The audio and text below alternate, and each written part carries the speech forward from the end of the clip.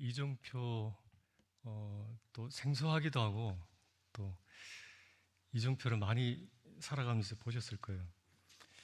하나님께서 인간의 행복을 위해서 하나님께서 인간에게 제시한 이정표들이 많은데 그 중에 몇 가지를 이제 함께 나누기를 원합니다.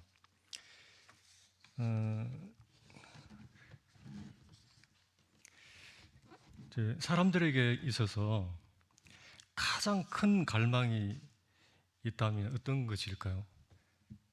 가장 큰 갈망, 어떤 갈망일까요? 하나는 사랑받고 싶은 갈망, 또 하나는 좀 더 살고 싶은 갈망이라고 합니다. 그런데 이 갈망을 누가 채워주셨죠?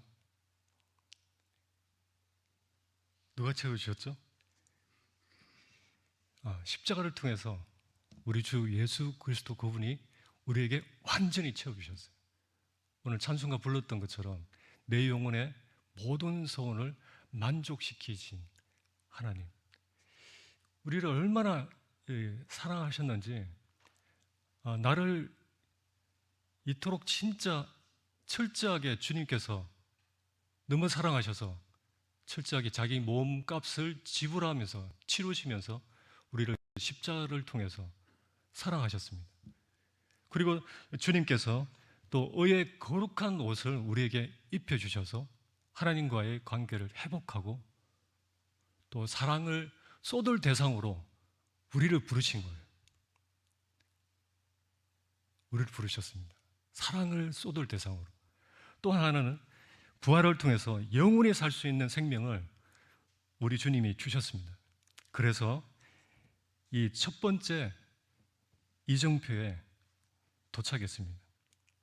이 이정표는 도로에서 이제 가야 할 방향이 어느 쪽인지 가르쳐주는 이 표지입니다.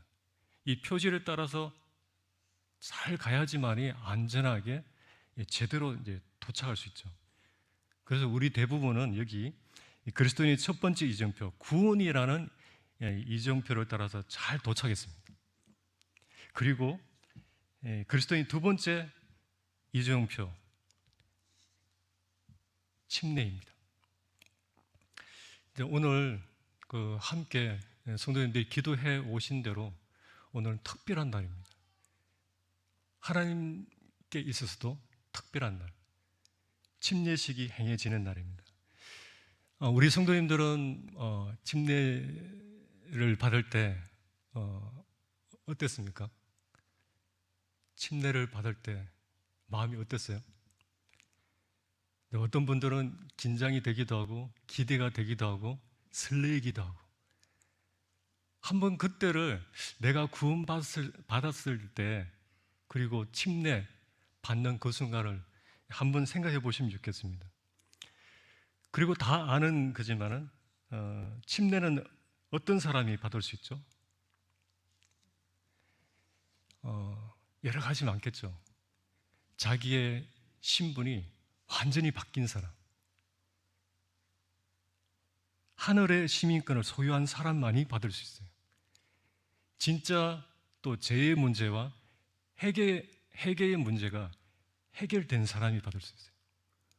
또 어떤 사람이 받을 수 있을까요? 고린도후서 5장 17절에 그런즉 누구든지 그리스도 안에 있으면 새로운 피조물이라, 이전 것은 지나갔으니 보라 새 것이 되었도다 라고 고백할 수 있는 사람이 이제 받을 수 있죠. 마귀의 자녀였던 사람이 하나님의 자녀가 되었을 때 받을 수 있잖아요.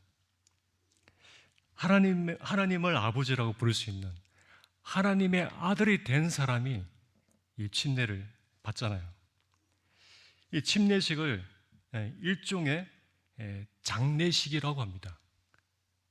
얼마 전에도 장례식을 가졌는데 죽은 사람만이 장례를 치르게 되는데, 또한 이 침례는 무덤으로부터의 부활의식입니다. 그러면 이 침례는 왜 받아야 하나? 우리가 또 까먹기 때문에 한 번 더 생각해 보는 거예요. 왜 침례를 받아야 하나? 침례의 근거는 뭔가? 크게는 세 가지를 생각해 볼 수 있어요. 주님의 명령이기 때문에. 또 하나는 초대교회가 본을 보이셨습니다. 또 하나는 사도들이 서신서를 통해서 확정해 주셨죠.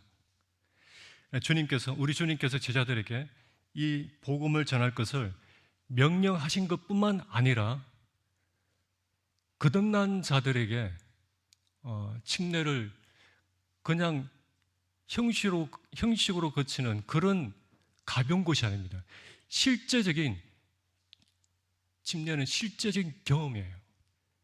내게 일어난 놀라운 일, 내게 행하신 주님의 일을 이 침례식을 통해서 간증하는 것과 같아요. 우리가 곧 부를 것인데 이것이 나의 간증이요, 이것이 나의 찬송일세 라고 하면서 이 침례는 나의 구원 간증을 이렇게 표현하는 것입니다. 구원이라는 이 첫 번째 이정표를 통과했다면 반드시 이 두 번째 이정표에 이르러야 하는데, 마태복음 28장 19절에 분명히 말씀하시잖아요. 그러므로 너희는 가서 모든 족속으로 아버지와 아들과 성령의 이름으로 침례를 주고, 분명히 말씀하고 있습니다. 사도 시대의 이 명령을 따라서 그 사도 시대에 충실히 이것을 이행했습니다. 또 한 예로는 사도행전 8장에 빌립이 또 구원받은 이디오피아 내시에게 강가로 데려가서 침례를 베풀었던 적이 있었죠. 그럼 여기 침례라는 이 말은 담그다를 의미하는 헬라어 동사에서 유래를 했어요. 이것은 완전히 담금, 이 물속에 완전히 잠긴 이후에 다시 나오는 것을 의미합니다. 이것을 헬라인들은 이 단어를 천 염색과 관련해서 사용을 했었어요.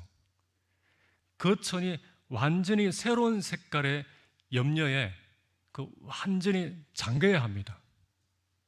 그래야지 그 염색이 잘 이루어지기 때문에 완전히 잠겨서 완전히 새로운 사람으로 나오는 것을 의미하는 것입니다. 그리고 두 번째는 이 침례의 의미가 5가지가 있는데요. 이 침례는 하나님께 대한 첫 순종을 말합니다. 침례를 받는 그것이. 그리고 두 번째는 자신의 믿음을 고백하는 것입니다. 그리고 자신의 믿음을 증거하는 것입니다. 그리고 침례는 나의 생애의 방향과 목적이 바뀌었다는 것을 나타내는 것입니다. 침례가.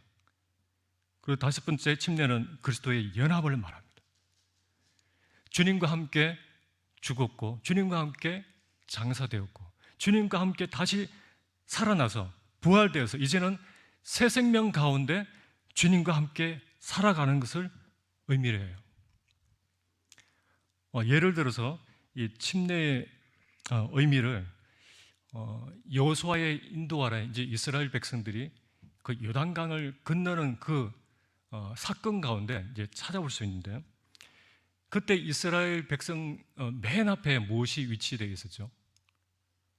언약궤. 언약궤를 맨 제사장들이 그들의 발이 물가에 잠기자 그 마른 땅을 이 백성들이 이제 건너게 되는데, 그들이 그 마른 그 강바닥에 무엇을 했죠? 12돌을 세웠습니다. 왜 세웠을까요? 언약궤가 세워진 그곳과 그 백성들이 동일시하기 위해서, 그리고 그 마른 강을 건너고 난 뒤에 또 무엇을 했죠? 또 12돌을 어디에 세웠나요? 길갈에서 세웠습니다. 길갈에 그 12돌을 세웠어요. 그 길갈에 세워진 돌을 보면서 무엇을 생각하라? 옛 생활은 끝났고 이제 새롭게 시작된 나를 보라는 것입니다.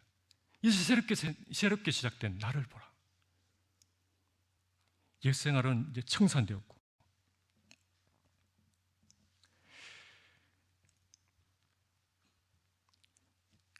근데 이들이 요단강을 건넌 이후에도 그들이 사는 모든 날 동안 그들이 그 요단강에 세워진 그 12돌을 기억했듯이 이 침례식도 마찬가지로 우리 자신에게 계속적으로 지속적으로 영향을 미친다는 것입니다. 왜 침례를 우리의 생애에 중대한 이정표로 여겨야 할까요? 좀 더 구체적으로 말씀드리겠습니다. 첫 번째는 침례는 주님을 향한 우리 신앙과 충성을 우리 침례식을 통해서 우리의 신앙과 충성이 정말 진실한지에 대한 최초의 시험입니다. 제가 모임에 오기 전에요. 이 브레드린 오기 전에 이 만찬의 의미와 침례의 의미를 알았어요. 이런 사람 좀 특별하거든요.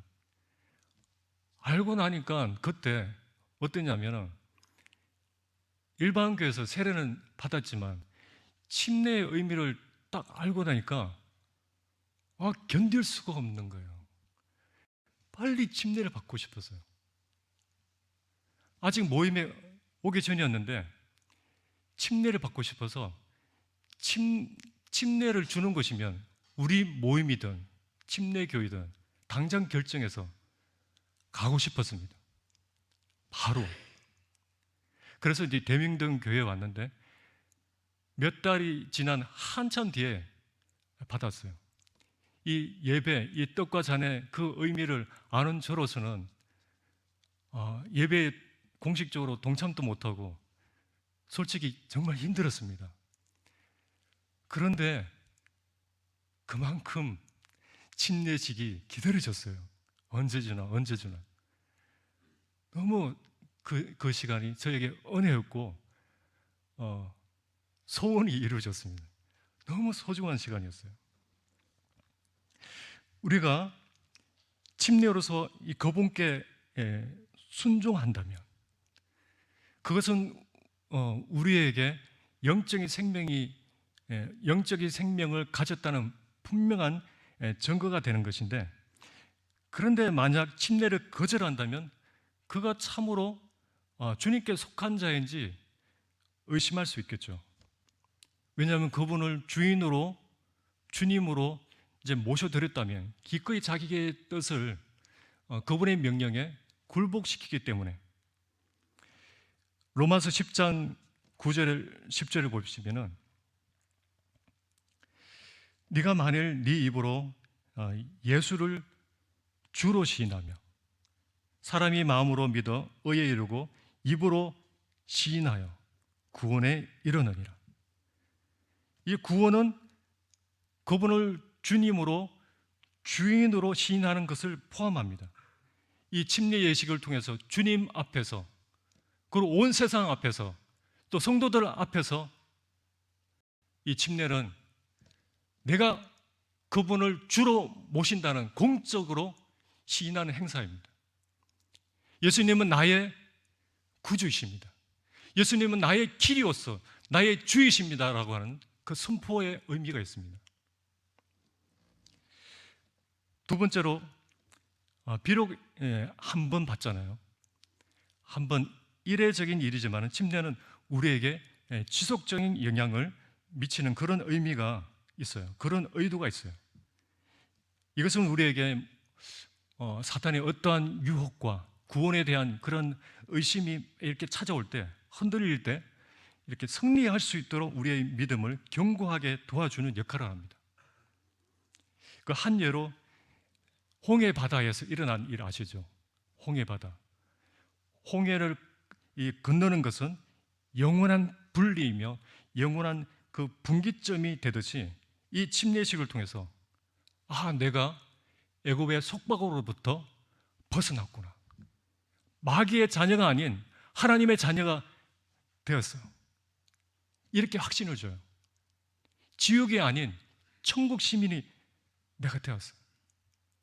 이 사탄이 이렇게 송사하고 의심을 이렇게 불러일으킬 때 이 침례식을 생각하면서 그래, 이전 것은 나는 지나갔어. 보라, 새 것이 되었어. 나는 이미 주님과 함께 죽었고 내가 사는 것이 아니야. 주님께서 사시는 거야. 이렇게 침례식은 우리에게 구원의 확신을 가져다 줍니다. 그 확신이 영적인 성장에 큰 도움을 줍니다. 그 이유는 무엇일까요?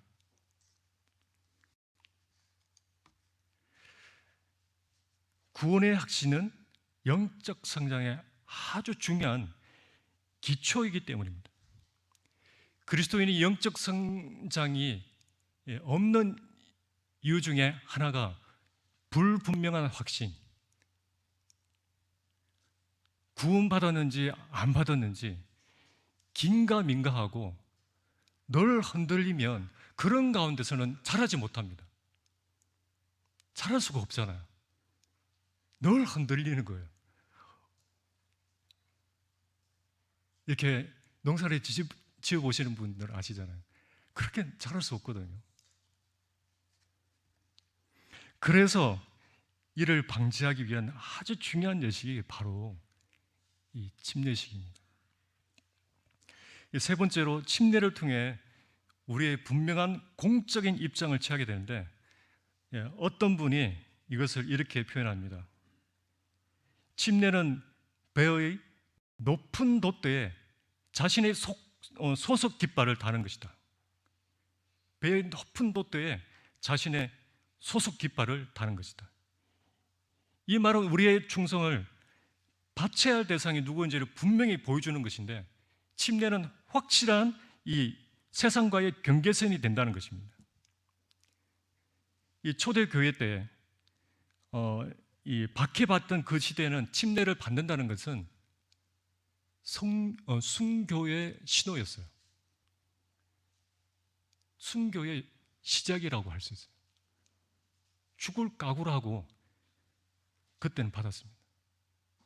그런데 지금 또 이 복음을 적대시하는 나라에서는 그걸 각오하고 이 침례를 받아요.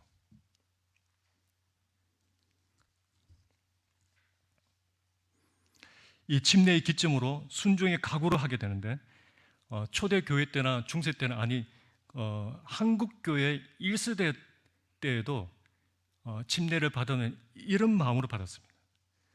내가 어떻게 구원받았는데, 나를 구원하기 위해서, 나를 이렇게 새롭게 하기 위해서 주님이 나를 위해서 어떤 희생을 치렀는데, 내가 그분을 위해서 나를 드려야 되지 않을까?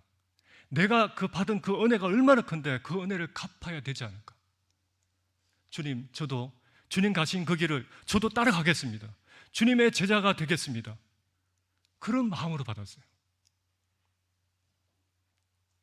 그런 마음으로 받으셨죠. 그래서 다시금 우리가 침례식을 갖는 그 순간에 찬송가를 부를 때, 침례식이 행해질 때, 기도할 때 다시금 주님 앞에 이 침례의 의미를 생각하면서 우리 자신을 드리는 그런 고백이 있는 침례식이 되었으면 좋겠다는 생각이 듭니다.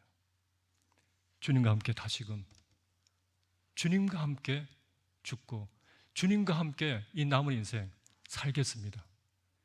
이러한 마음으로 함께 그런 고백을 하는 시간이 되었으면 좋겠습니다. 이제 그리스도인의 세 번째 이정표는 영접입니다. 침례는 교회로 영접하는 이 관문이라고 하죠. 고린도전서 12장 13절에 보면 우리가 유대인이나 헬라인이나 종이나 자유자나 다 한 성령으로 세례를 받아 침례를 받아 한 몸이 되었고, 성도의 신분은, 그리스도인은 그분을 구주로 주로 모시는 즉시 얻어집니다. 그러나 진정한 성도의 생활은 침례로부터 시작이 돼요. 이 침례를 통해서 이제 공식적으로 한 몸의 지체로서 교회 안에 그 모든 하나님께서 허락한 모든 은혜, 거룩한 의미, 의무, 또 거룩한 섬김에 동참하는 특별한 기회가 주어진다는 것입니다. 구원받은 하나님의 백성이 하나님 함께 모이는 것이 하나님의 뜻이에요. 그래서 똑같은 마음을 지닌 사람들이 믿는 사람들과 함께 할 필요가 있습니다. 그래서 히브리서 10장 25절에서 이렇게 권면합니다. 모이기를 피하는 어떤 사람들의 습관과 같이 하지 말고 오직 권하여 그날이 가까움을 볼수록 더욱 그리하자. 더욱 모이기를 힘써야 된다. 그렇게 말씀하시는 거죠. 여러분, 구원을 받았다고 해서 또 두 번째 이정표, 이 침례를 통과했다고 해서 그것으로 충분한 것이 아니에요. 그 다음 무엇이죠? 성경대로 모이는 성도들의 무리와 함께 하는 것이 하나님의 뜻입니다. 이렇게 성경대로 모이는 이 무리는 하나님께서 보시기에 정말 지극히 보배로운 것입니다. 왜냐하면 하나님 자신의 피로, 자기 피로 사신 교회이기 때문에 하나님 보시기엔 너무나 존귀하고 아름다운 것입니다. 이러한 지극히 존귀한 이 하나님의 집에 내가 있다는 것은 너무나 놀라운 특권이에요. 너무나 특권이에요. 그래서 그러한 이 교회의 의미를 아는 분들은 교회를 위해서 기도 안 할 수가 없습니다. 왜냐하면 한 몸이기 때문에. 그래서 모일 수 있는 대로 또 모이를 자원하고 또 그런 마음이 생겨요. 교회가 하는 일에 동참하기를 원하고. 이렇게 만약 우리가 정말 이러한 이 모임을 나에게 있어서 커다란 특권이라고 생각하고 하나님께서 이곳을 너무나 소중히 여긴다는 사실을 우리 마음에 이렇게 둔다면 교회를 어렵게 하거나 해롭게 하는 그런 말과 행동은 하지 않을 것입니다. 우리는 이 하나님께서 허락한 주님의 피로 사신 이 교회의 그 간증을 보호하고 또 교회의 그 보존을 위해서 우리가 지켜야 할 우리 모두의 그런 책임이 있다는 것을 우리는 기억해야 합니다.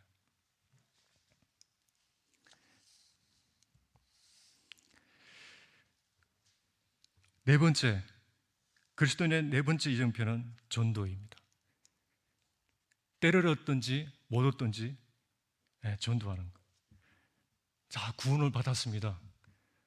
또 침례를 받고 난 후에 이제 내가 살아야 할 이유 단 한 가지를 뽑는다면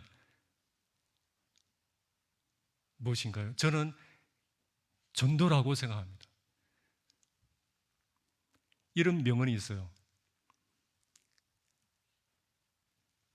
그리스도가 없는 모든 사람은 선교직이고 그리스도가 있는 모든 사람은 선교사이다. 이해되셨나요? 그리스도가 없는 모든 사람은 선교직이고 그리스도가 있는 모든 사람은 선교사이다. 이것은 목표와 목적이 너무나 분명한 명언이거든요. 제가 한 주 전에 선교 밴드에서 저희 교회도 한번 오셨죠. 남아공에서 선교하시는 최문수 형제님이 편지가 왔는데 그 내용을 접하면서 내가 무엇을 위해서 어떻게 살아가야 할지 분명하게 이렇게 방향을 제시하듯이 내 마음에 이렇게 말씀하듯이 이제 와닿았어요. 이 내용을 보면서. 형제님이 지난주 내내 그 아프리카 여러 나라들을 이제 방문하셨는데, 형제님이 이제 방문하시면서 제일 걱정이 되는 것이 하나가 있었어요. 우리에게는 그런 걱정이 없을 겁니다. 그 가난한 나라에 가니까 화장실 문제가 가장 큰 걱정이었습니다. 숙소인 이 호텔이라도 변변한 화장실이 없대요. 그래서 뭐 소변은 뭐 대충 적당하게 이제 해결을 한다는 거예요. 그런데 문제는 아침에 호텔을 나서기 전에 항상 지사제를, 설사약을 먹고 나가신답니다. 중간에 화장실 갈 일이 생기면 아주 난처하기 때문에. 그리고 그 가난한 나라 이 말라위에 가서 이제 알게 된 일인데, 그들은 마스크를 쓰는 것도 사치라고 여겨져요. 왜냐하면 먹을 것을 살 돈도 없기 때문에.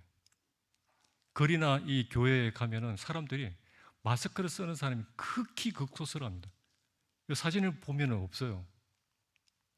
그래서 형제님, 그 위험하지만 코로나 시대에 마스크를 벗었어요.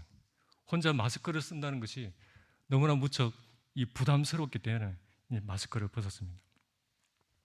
그리고 한 소방서를 이제 방문해서 또 시의원과 또 소방관들에게 또 복음을 전하셨습니다. 그리고 다음 날에는 인도에서 오신 형제님이 섬기는 그 베델 채플 교회 그 입당식이 있어서 그곳에서 또 복음을 전하셨는데, 소방서 소장, 또 교도소 소장, 시의원, 그곳에 그 지역의 또 목사, 또 지역 주민 이 120명에게 복음을 전하셨어요. 그때 복음을 들은 소방서 이 소장이 이런 요청을 하는 거예요. 매월 둘째 주 토요일에 이 소방서를 방문해서 직원들에게 성경을 가르쳐 달라고 요청했습니다.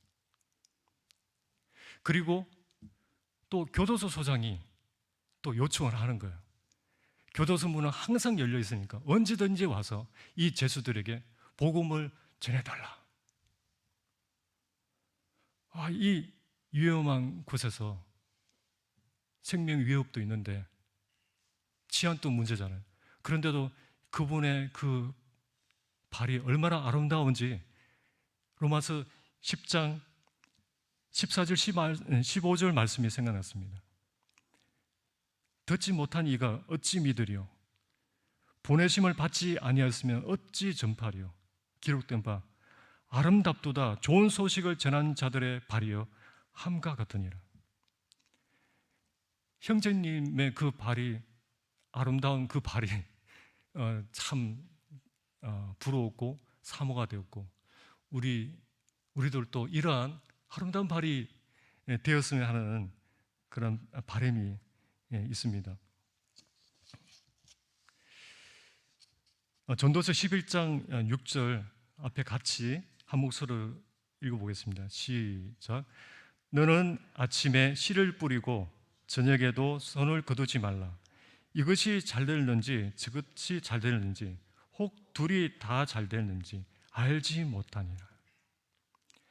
복음이 전해지는 곳에 하나님은 정말 예측하지 못할 방법으로 쓰시고 구원하시기도 하는데, 이 전도서 11장 6절의 말씀처럼 때를 얻든지 못 얻든지 이렇게 복음을 전할 때 하나님께서 놀랍게 구원하시는 그러한 일들이 있는데, 그것을 몇 가지 제가 소개해드리고 마치도록 하겠습니다. 배에서 한 그리스도인 선원이 갑판 위에서 한 동료에게 복음을 진지하게 열심히 전하고 있었어요. 그런데 그때 보이지 않는 어느 한쪽 구석진 곳에서 또 한 선원이 그 복음을 이렇게 엿듣다가 자신의 죄를 깨닫고 구원을 받았대요. 참 놀라운 일이잖아요. 또 한 전도자가 새로 지은 그 강당에서 음양 시설을 점검하면서 보라, 세상 죄를 지고 하는 하나님의 어린 양이로다. 요한복음 1장 29절 말씀을 마이크로 소리를 내보았습니다. 아무도 듣는 사람이 없었어요. 그래서 이 침례 요한, 그가 이 침례 요한의 영원한 메시지를 다시 한번 외쳐보았습니다. 보라, 세상 죄를 지고 하는 하나님의 어린 양이로다. 중앙 강당에는 텅 비어 있었습니다. 그런데 아래층 발코니에 한 사람이 일을 하고 있었는데 그 메시지에 충격을 받아서 하나님께로 돌아와서 제사함과 새 생명을 얻었다고 합니다. 참 놀라운 일이잖아요. 또 한 사람, 미국의 한 그리스도인이 이 파리의 어느 기차역에서 미국 청년 여행자에게 또 복음을 전하고 있었습니다. 그런데 그 청년이 그 복음을 듣고 짜증을 내면서 이렇게 말합니다. 당신이 나를 이 파리 기차역에서 나를 구원할 수 있겠소? 이렇게 비웃듯이 말을 합니다. 그 말을 들은 그 전도자가 말하기를 천만에요. 저는 당신을 구원할 수 없어요. 하지만 세상에는 우연히 일어나는 일이 없습니다. 여기에서 우리가 만난 것은 결코 우연이 아닙니다. 지금 하나님께서 당신에게 말씀하고 계십니다. 그로부터 며칠 후에 또 다른 그리스도인이 그 청년을 태우고 오스트리아 빈으로 가는 도중에 또 그에게 또 복음을 전합니다. 그리고 또 그 태워준 그 그리스도인이 미국에 돌아오고 난 후에도 그 청년을 데리고 성도가 경영하는 큰 농장에 초대했어요. 그 농장에 머물던 마지막 날에 그가 혼자서 수영을 하고 있었습니다. 그때 한 손님이 수영장에 뛰어들어가서 그에게 그리스도를 전했어요. 그때 그가 구주를 마음속에 영접을 하게 됩니다. 우리가 여기서 받을 교훈이 뭐죠? 아침이든 저녁이든 때를 얻든지 못 얻든지 그리스도를 열심히 전해야 될 것을 말씀하고 있는 거예요. 전도서 11장 6절 말씀처럼, 왜냐하면 하나님께서 그 단단한 마음을 어떻게 부술지 모르기 때문에, 어떤 말씀이 생명을 주는 말씀이 될지 모르기 때문에 그 전도서 11장 6절 말씀을 따라서 뿌리고 그 말씀에 순종해 간다면 하나님께서 놀랍게 구원하신다는 것이죠. 이 네 번째 이정표는 저와 우리의 숙제입니다. 하나님께서 우리에게 숙제를 내주셨어요.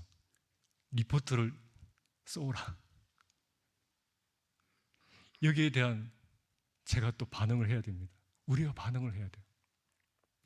우리가 구원받은 것도 그런 분들이 있었기 때문에 우리가 구원받았잖아요. 참으로 적극적으로 이 복음 전도의 진보가 계속되어지는 그런 교회가 되기를 소원합니다. 기도하고 마치겠습니다. 아버지, 우리를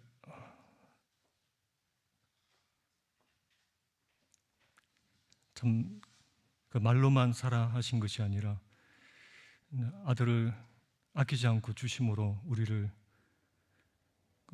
말할 수 없는 아픔으로 우리를 낳아주셨다면 얼마나 우리라는 존재가 귀할까요? 참 우리를 이렇게 당신의 자녀로 삼아주셔서 기뻐하듯이 아직 이 복음을 듣지 못한 이들을 향하여 하나님은 얼마나 또 그들이 돌아오기를 참고 기다리고 계신지 저희도 하나님 아버지의 마음을 닮아서 그 마음이 견딜 수 없어서 불타는 그 극렬함을 가지고 아침이든 저녁이든 때렸든지 못 얻든지 그리스도를 전하는 그런 전도자가 되도록 이 한국에서 선교사의 삶을 사는 저희가 될 수 있도록 참 도와주시기를 원합니다. 우리에게 이 침례의 의미를 또 기억하고 침례식을 통해서 참 주님께 영광 돌리는 시간이 되기를 원하며 예수님의 이름으로 기도드립니다. 아멘.